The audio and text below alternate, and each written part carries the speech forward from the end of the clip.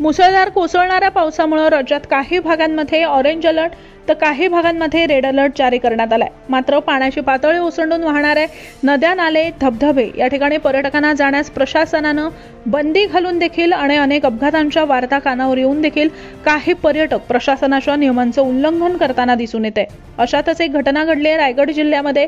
रायगड जिल्ह्यामध्ये पावसाळी पर्यटनाचा एक बळी गेलाय।